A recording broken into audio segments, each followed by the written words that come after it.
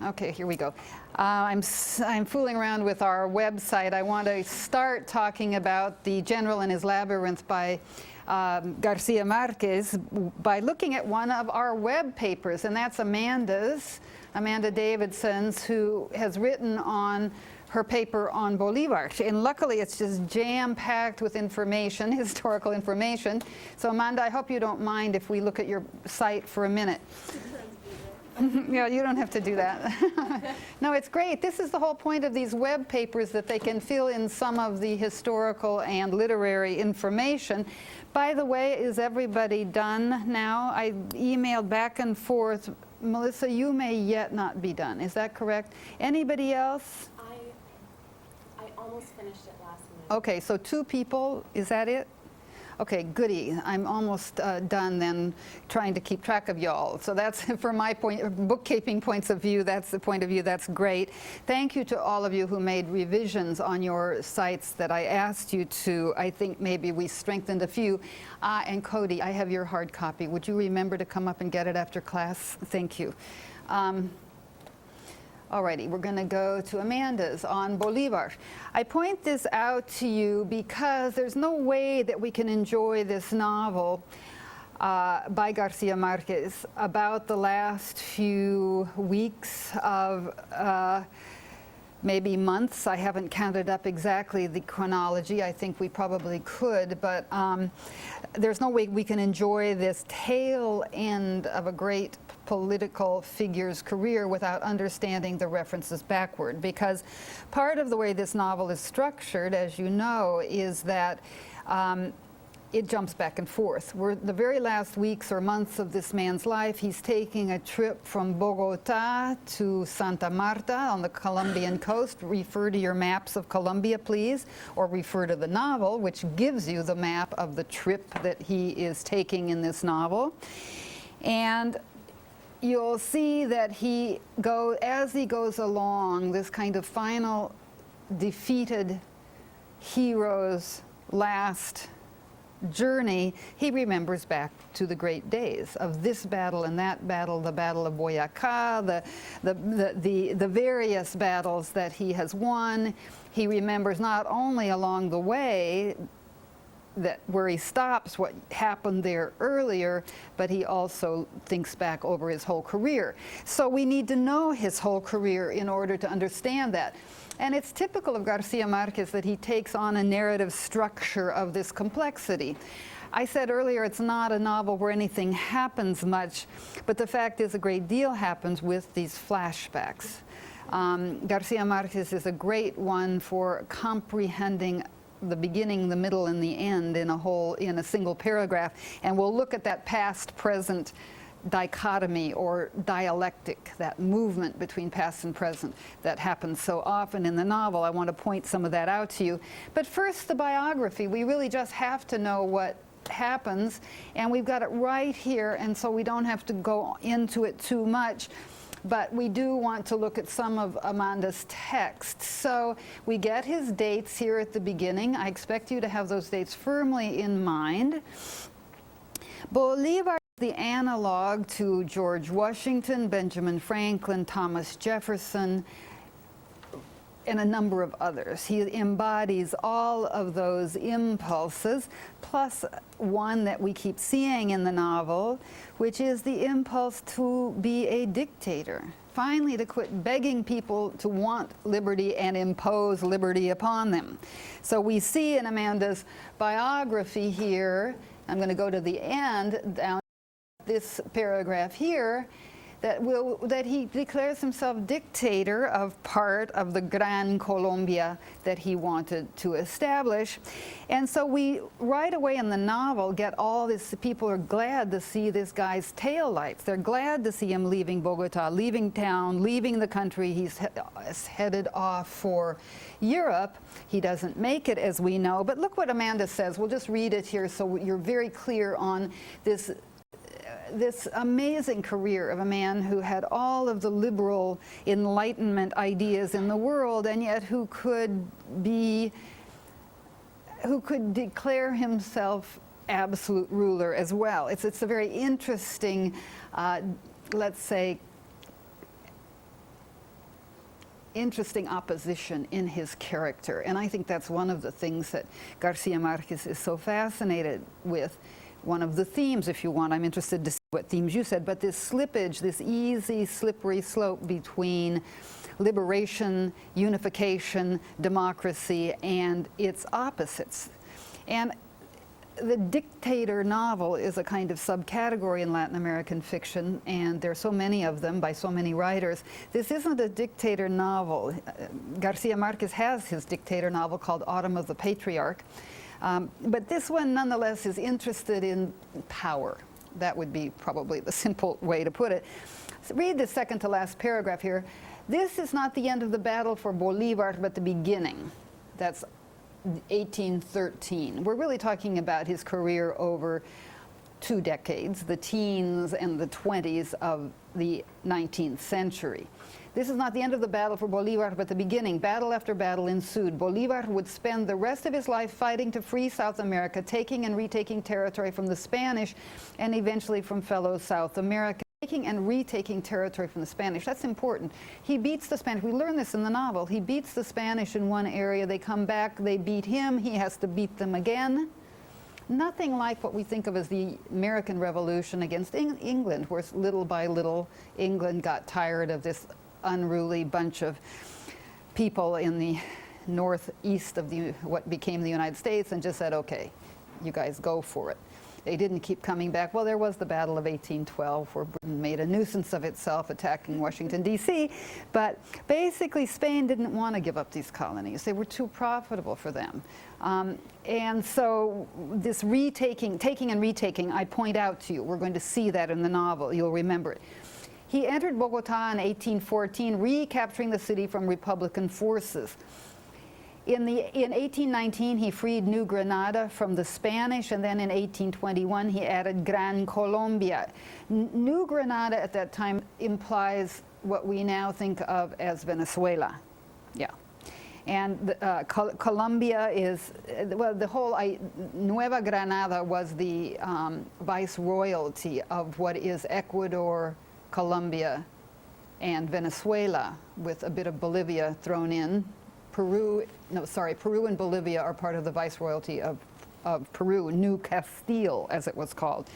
But Nueva Granada is all of this area. He wants basically to, during the colonial period, it breaks into parts, and he says, no, we cannot have that. So that's what's going on in this paragraph. Keep going. He added Gran Colombia, an area that includes most of Colombia with an O. Got to change that. Yeah. Colombia. We do it with a U in English, but Colombia, the country, is with an O. Colombia, Panama, Venezuela, and Ecuador to his liberated territories. Bolivar was created president of the new republic. Bolivar did not rest there, but went on to conquer Peru, gaining the title Dictator of Peru. So he leaves what was Nueva Granada, the viceroyalty of Nueva Granada. He goes south. He's a huge imperialist. And what is he doing? Fighting against the imperialist power of Spain, himself to create, we might say, an empire. He would say, no, what we need to be is unified in order to be powerful. So let's not have local governments in Venezuela and Colombia. He's against what happens, which is this huge territory breaks into smaller countries.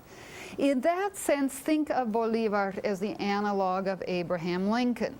What is Abraham Lincoln fighting for in the Civil War? For the unity of the country, for the Union.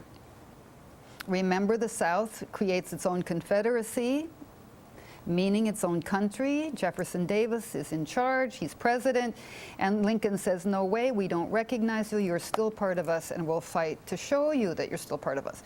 So there's something about Bolivar that both addresses our own, that is the U.S. War of Independence, the Revolutionary War as we call it, and also the Civil War.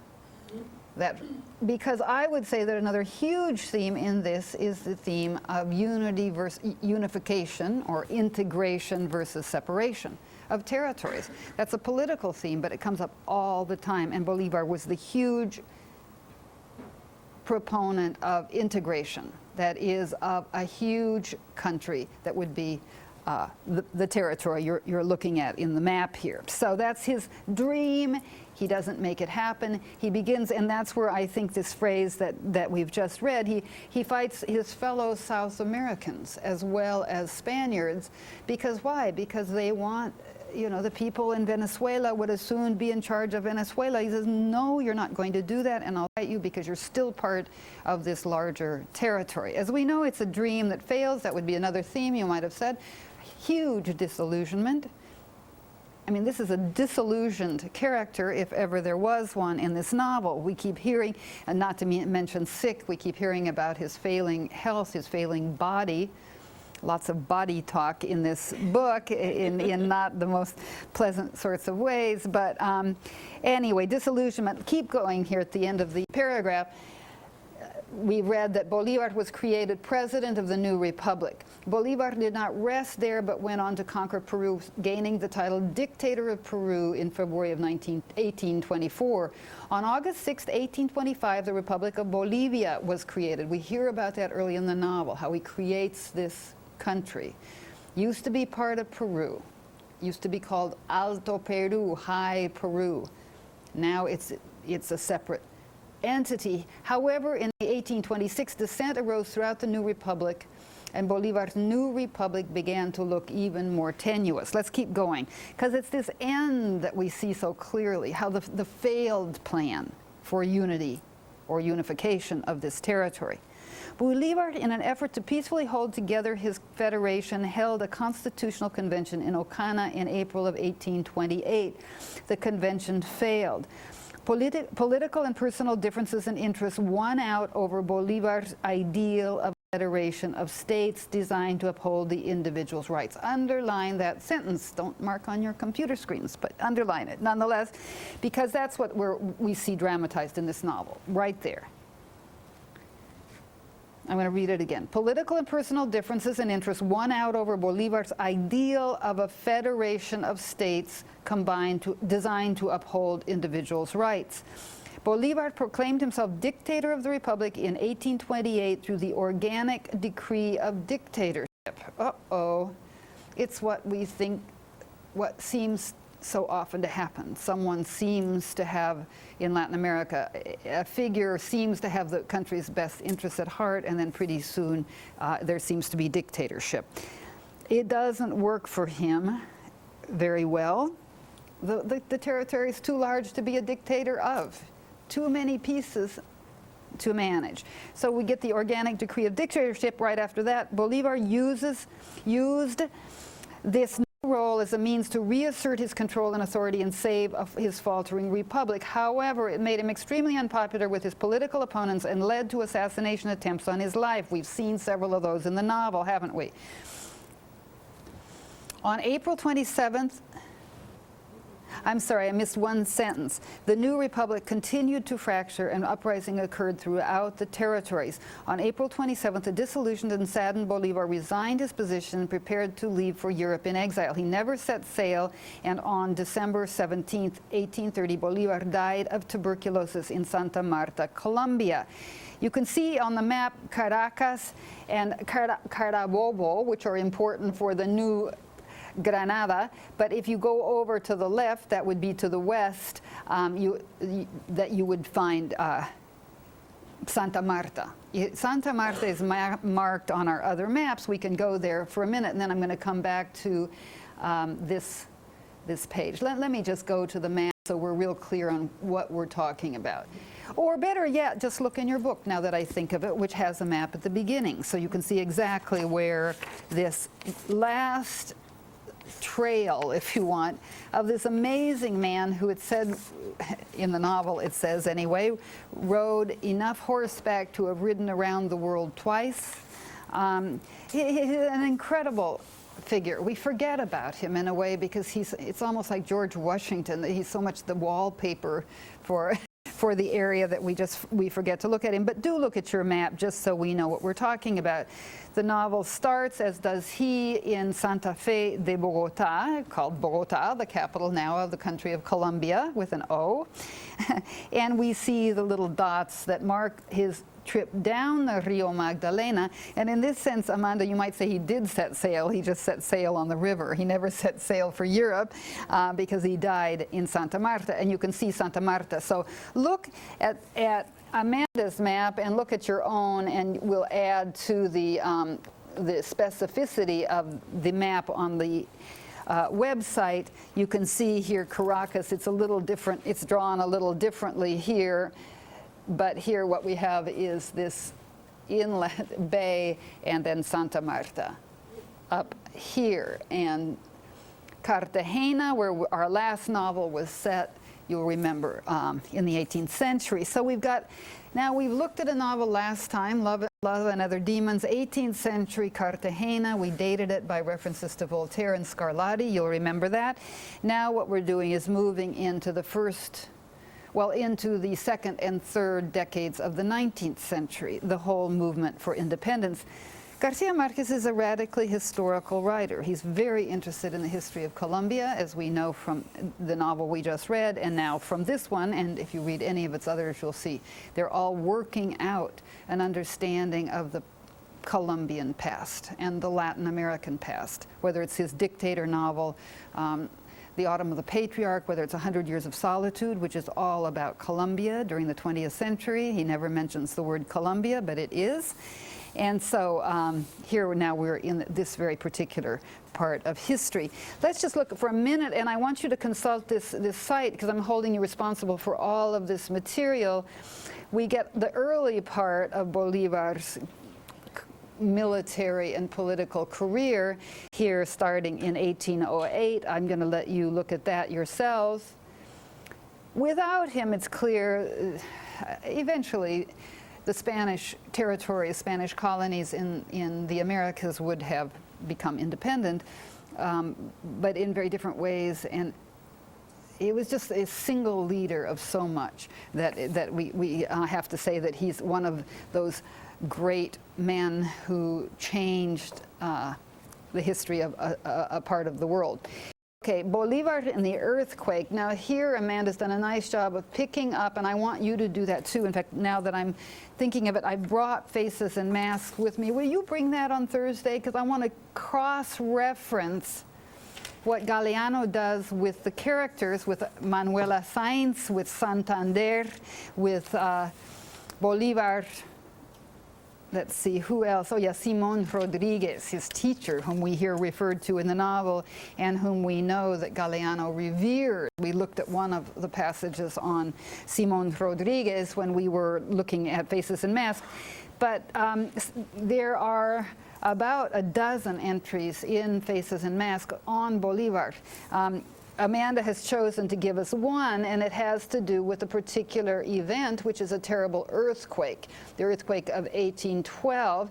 And since we're here, let's just look at it together. This is already starting to cross-reference Galeano and Garcia Marquez on the subject of Bolivar.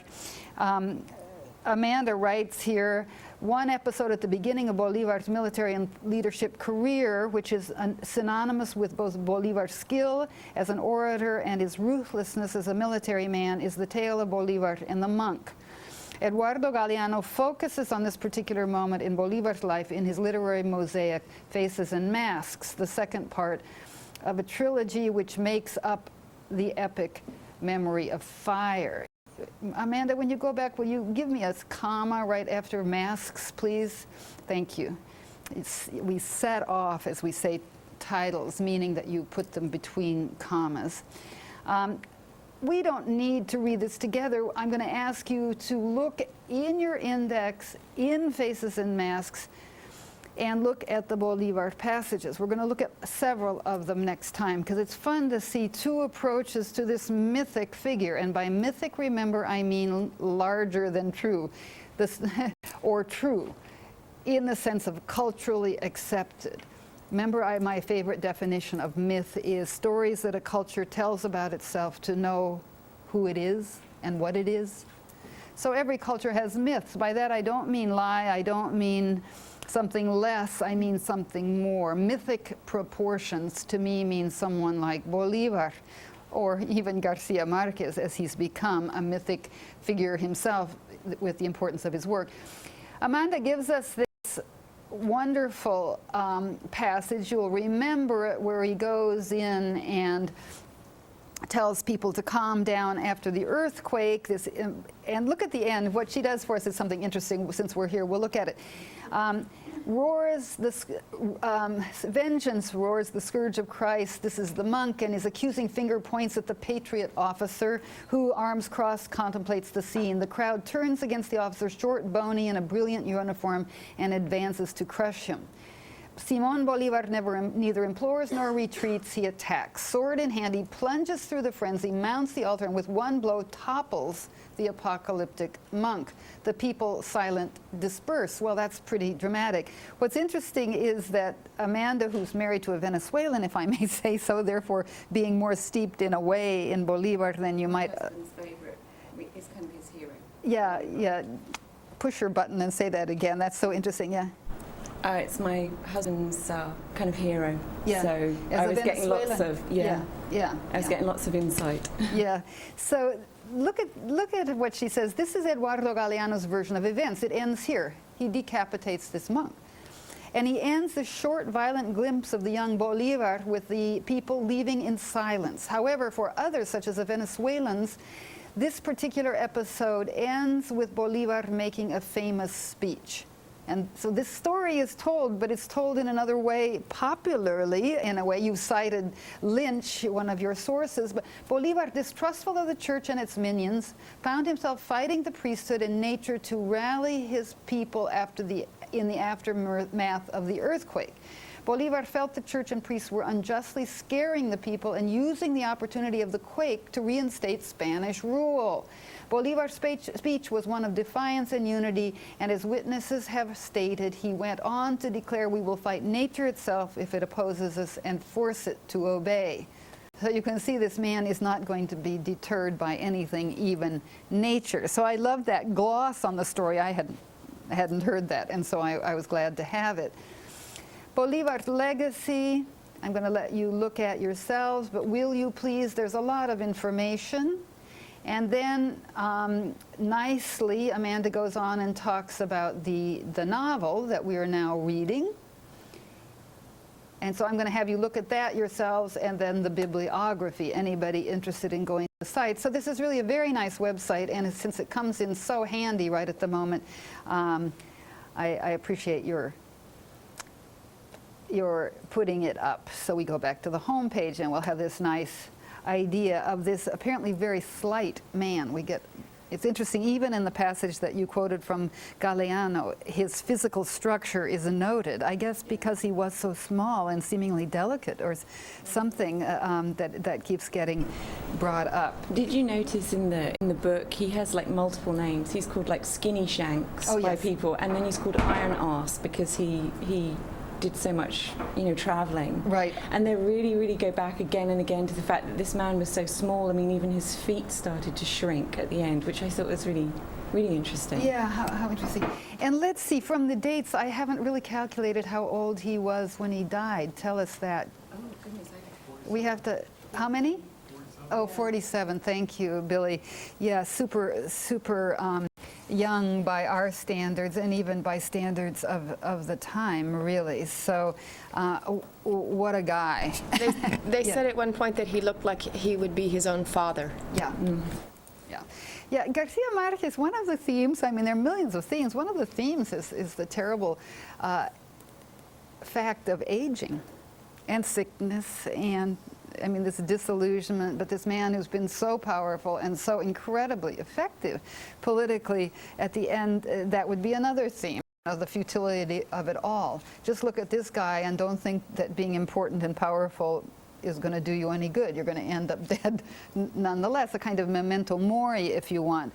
So, I mean, I think there are lots of consequences thematically to Garcia Marquez choosing this stage in this man's life to give us a kind of history of the whole of it. Now, let me ask some of you, what did you put down as themes? I'm curious. Holly and Jaime have heroically finished. Maybe Jaime just made a face. I can't call on him. Holly, what's your idea about what this book is about? I mean, obviously Colombian history, obviously Bolivar, but do you want to add to that at all? What did you say to that question? Well, earlier you mentioned the separatists versus the unification, and that's what I thought it was. Yes, that was the great ideal for him, wasn't it? It would have been, for him it was the notion of the modern state. The modern state has a central government. He was very conscious of the U.S., which had already done its constitution. There are papers that compare Jefferson to Bolivar in their political views, and he was very conscious of the model of the United States as having a capital, but then states, a federal system, but one that integrated everything under that federalism. So the word federalism comes up, and it really means the very same thing as integration or unification. He wanted a system that was central with states, with parts that corresponded to localities, let's say. So anybody else have something to say on the thematic emphasis of this? Yeah, Lisa?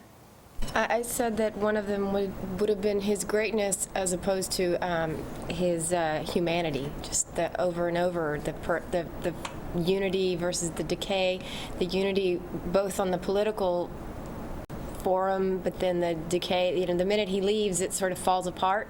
And the same sort of thing, you know, on the personal side, that he's revered as a great man. They made some comment that made an impression on me.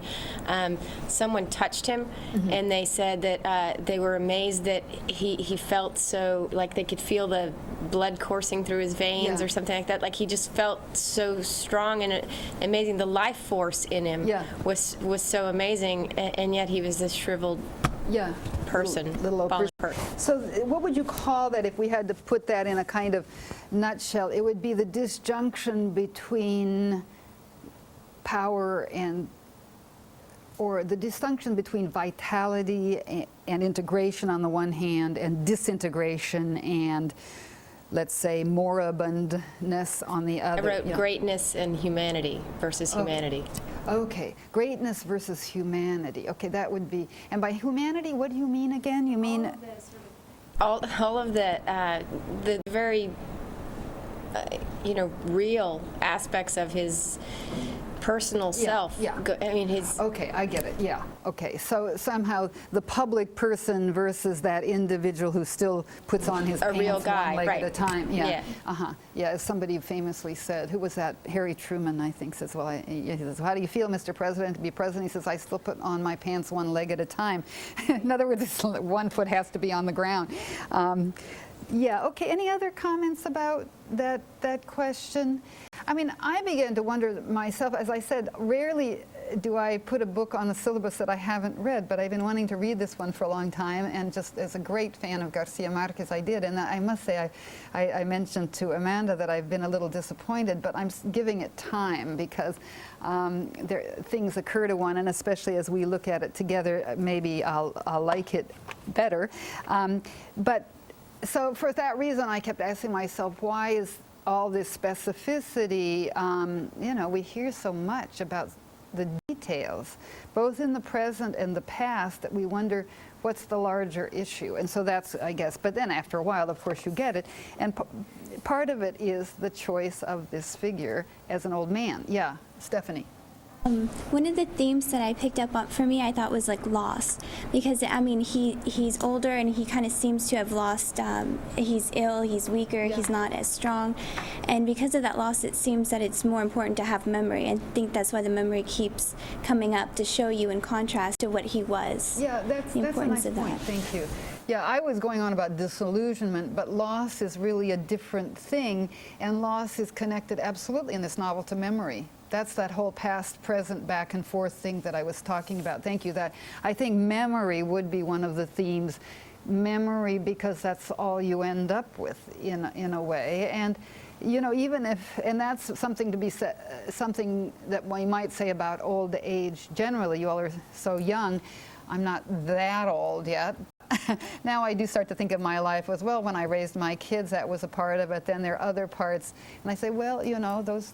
So you sort of think, well, that's I'm still, my kids are certainly still part of my life, but when they were little, that was special, and that's no longer the case, and other things. So there's something nostalgic, but in the best sense. It's not nostalgia like, nostalgia can be a kind of sentimentality. He's not sentimental as a figure, is he? He just remembers how it was, and we're told he's very vengeful, in fact, that he doesn't forget a slight, and we see how he operates on what I call the energy of opposition. You choose your enemies, and then, boy, that really gets you going. You know, you see that about his personality. So we start to see, you know, the aspects of any man or woman, I suppose. You don't have to be Bolivar to not forget a slight, to hold a grudge. Plenty of people do that, not just Bolivar.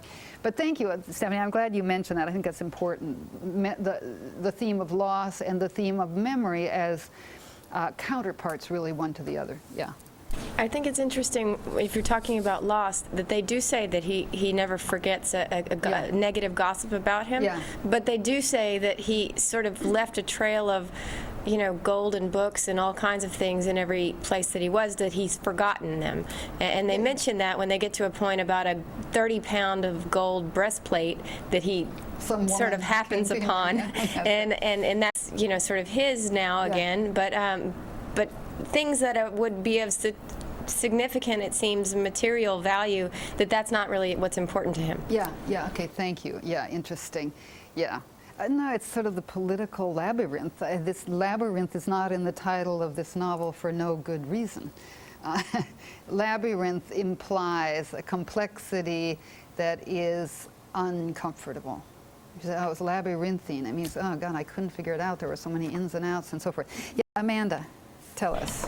I think he also did a lot of harm and Marquez points that out. Specifically, I'm going to say the name wrong, Josefa, yeah. You know, he has this night of passion, which obviously must cost her, and then he forgets about her, and she's exiled, and you know, he has really harmed her life. Yeah.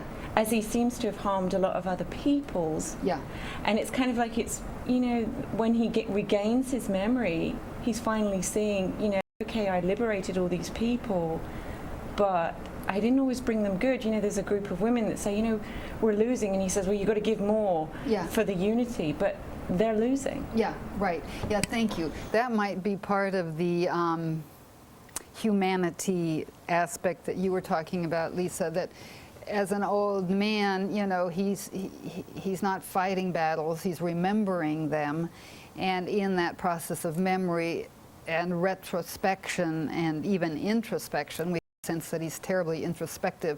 As a man, you can't be and liberate, you know, half of a continent, I suppose, but we do sense that he has certain regrets, or that at least Garcia Marquez wants us as readers to recognize that it wasn't all sweetness and light. It's a regrettable situation. Yeah, that there were regrettable situations. Yeah. Billy, were you going to say something? Like, I picked up on every one of the themes that everyone's throwing out there, but it seemed like just together, it just made it really tragic. Okay, so tragedy as a theme.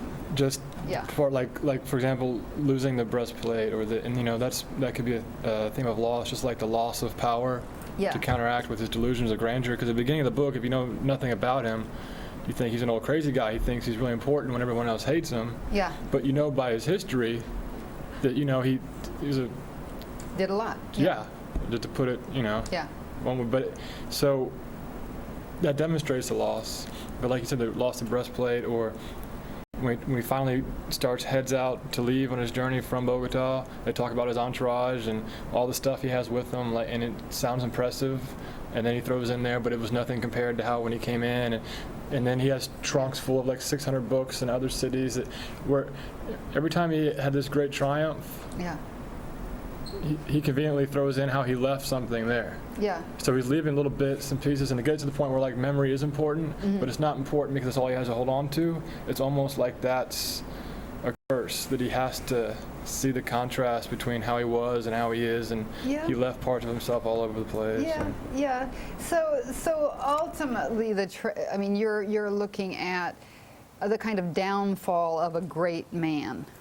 which is, of course, the tragedy, isn't it? Have you studied Greek tragedy or Shakespearean tragedy? Yeah. Yeah, so you're referring it's a to tragedy. this whole notion of the classical notion and Shakespearean notion of tragedy is it can only happen to great men. It's the downfall of a great man through his own flaws.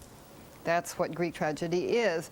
And even in the case of some gods, like Prometheus, for example, and in all cases, really, there's some foreknowledge that the hero acts against his own best interests in his power, in his hubris. And if you know that word, meaning pride, you defy the gods, you think you can outdo them. Shakespearean tragedy, we have kings, Lear, Macbeth, Othello, and Hamlet, the Prince of Denmark. These are so it's what's so impressive, according to Aristotle, about tragedy is it's the fall of a great man. If it's just your neighbor, well, it's too bad, you know. But if it's somebody who's been that size, then you really feel the force of the gods. You feel the force of fate. So there's something there. I think that Greek tragedy and Shakespearean tragedy have something to do here. Yeah. Mm-hmm. But with Greek tragedy, it seemed to always have a didactic end or goal, as you're supposed to learn something from the downfall of this hero. So what do you think would be, what should we learn from the downfall of this hero? And because the most immediate thing that comes to mind is that, ideals can never be made real. Yeah. And that is very, very tragic. Yeah, I mean, there's plenty here. For didactic, of course, meaning to teach us something, right? And the didacticism of Greek tragedy is interesting.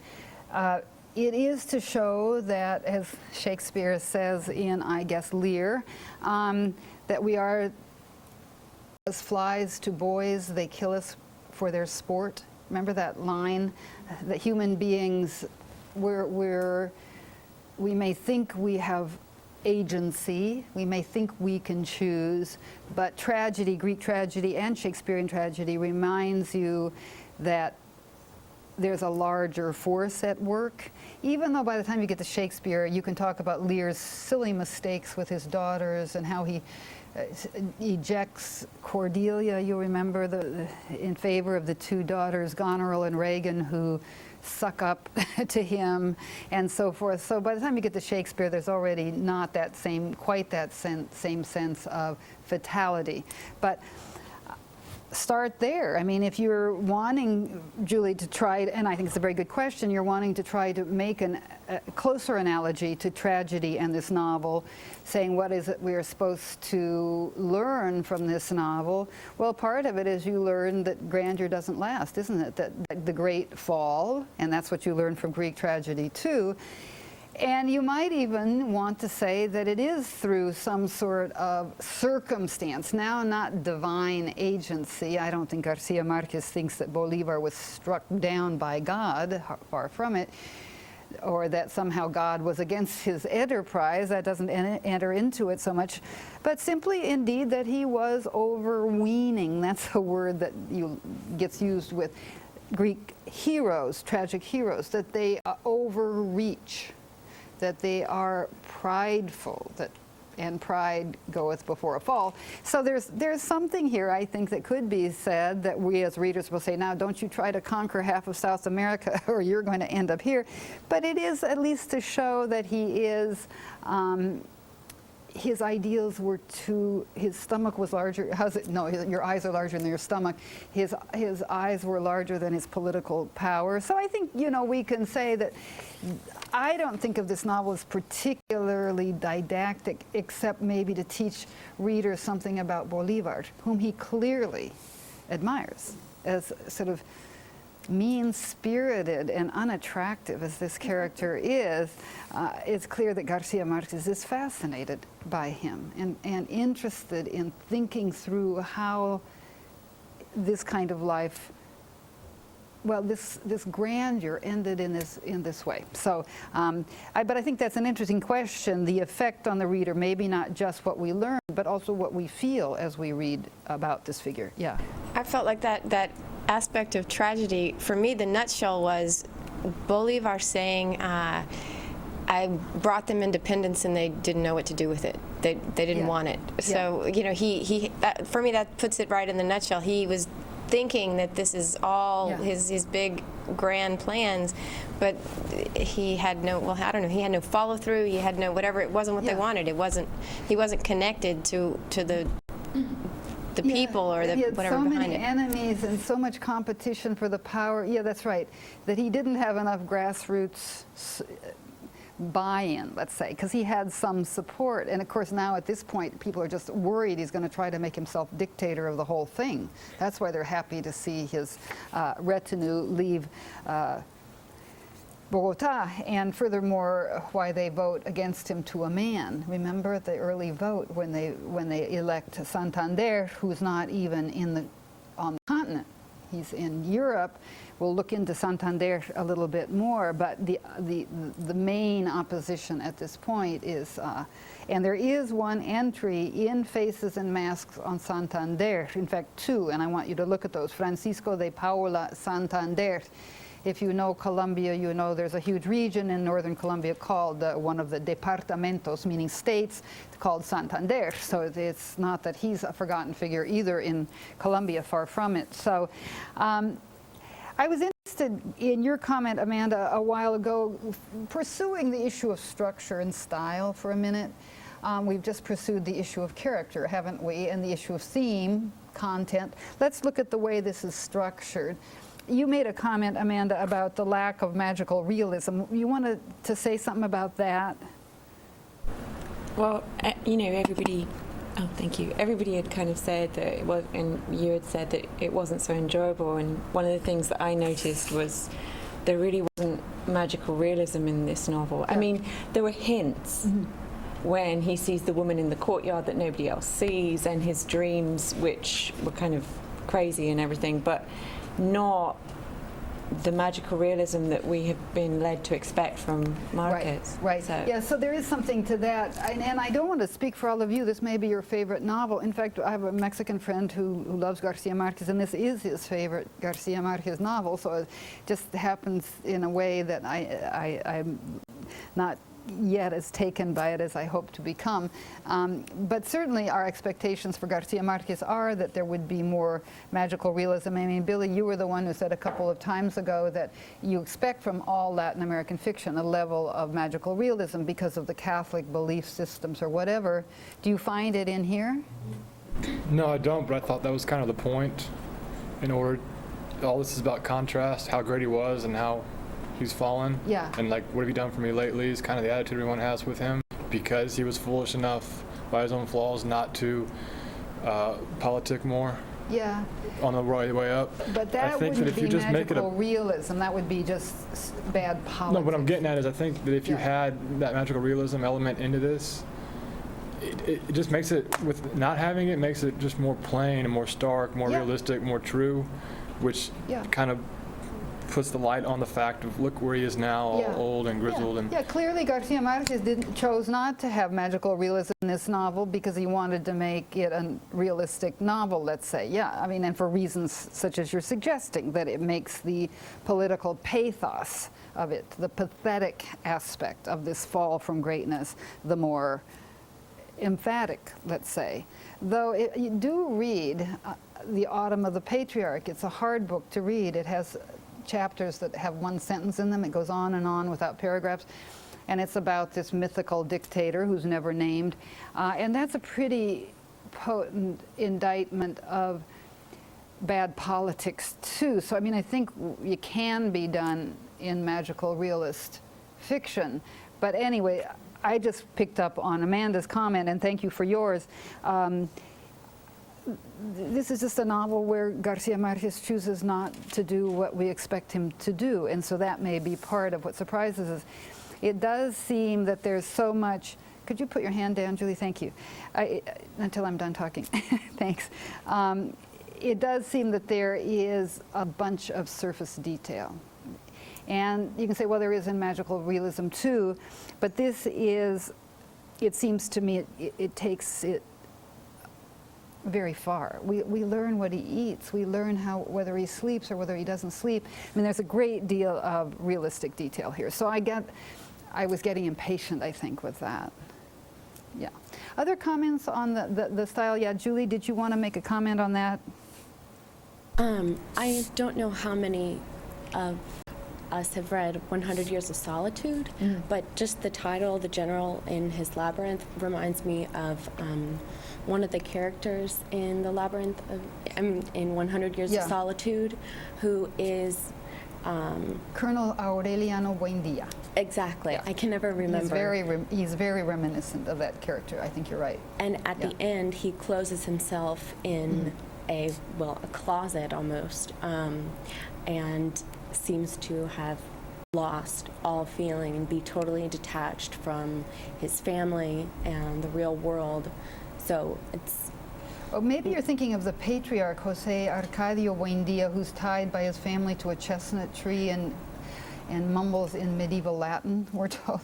No, You're thinking of the other, because all of those figures have a way of kind of just saying, ooh, and giving up and closing themselves in one way or another. Yeah. Well, this was the great military leader. Yeah, right. That's Buendia. That's Aureliano Buendia.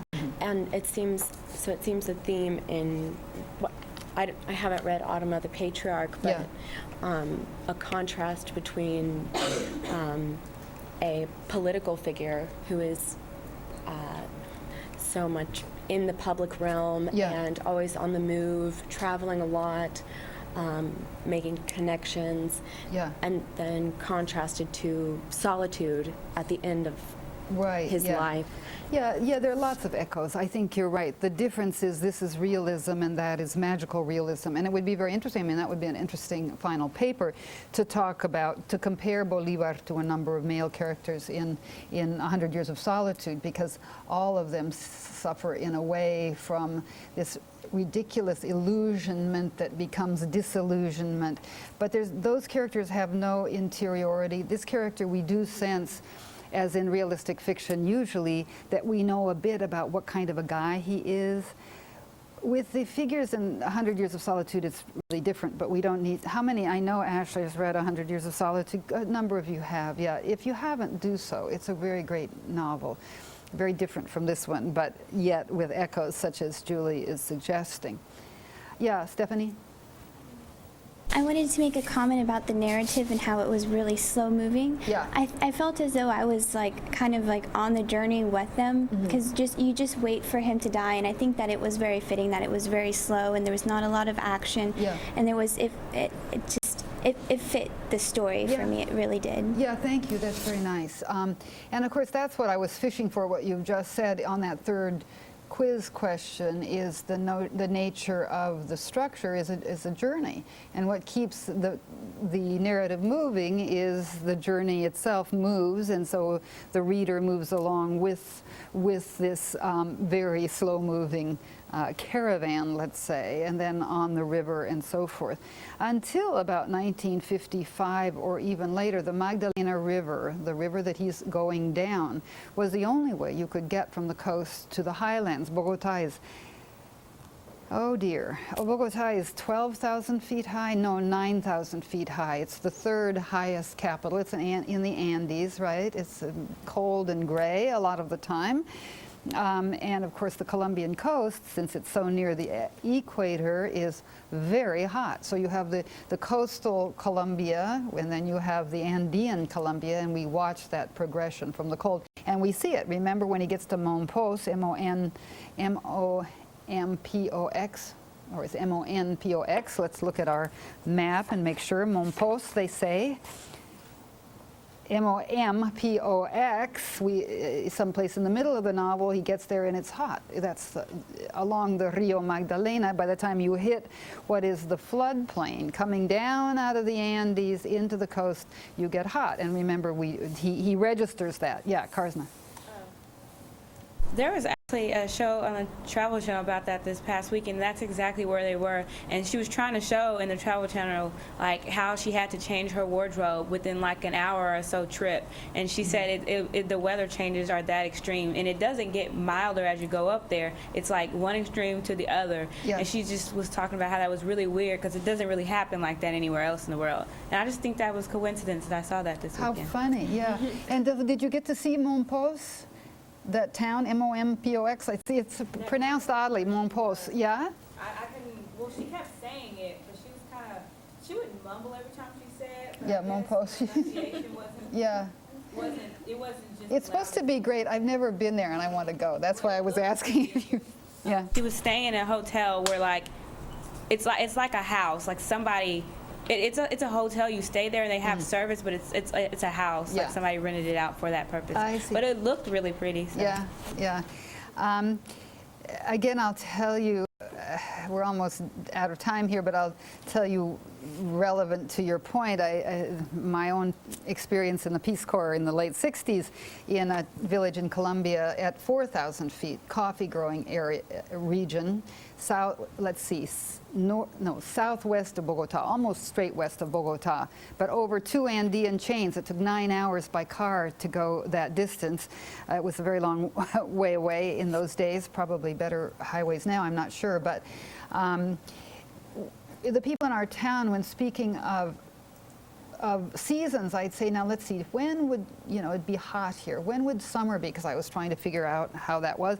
And they'd say, oh, well, when it gets hot, it's summer, and when it rains, it's winter. And so one day it'd be hot, and the next day it'd start to rain, and people would say, ay, qué invierno está haciendo. What a winter we're having. And so I came to realize that close, I don't know why it took me this long to figure it out, but that close to the equator, as Colombia is, what affects climate is height, that is altitude.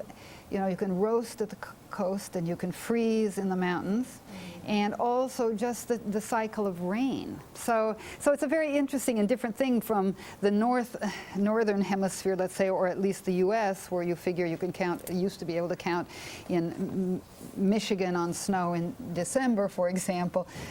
So that's interesting. And we see that in this novel, too, that progression to the sweltering coast of Colombia. Yeah. We have 1 minute. Do you think you can fit that in? I can try. I wanted just to throw in that sort of his mission to make it sure that there's no magical realism here. When there's talk of the vision he sees, the woman he thinks he sees, at the end of page 99 he says, Jose Palacios would survive him by many years with so much time to review his life with him that not even the most insignificant detail remained in shadow. The only matter he never clarified was whether the vision that night in Puerto Real had been a dream, a hallucination, or an apparition. Yeah, that's nice, He's going to a point to say every detail was sort of checked and double-checked. This is a factual story. Yeah, how very interesting. Thank you. Yeah. He doesn't want us to think that this is just a novel where ghosts come and go without comment. Yeah, very interesting. Okay, see you on Thursday.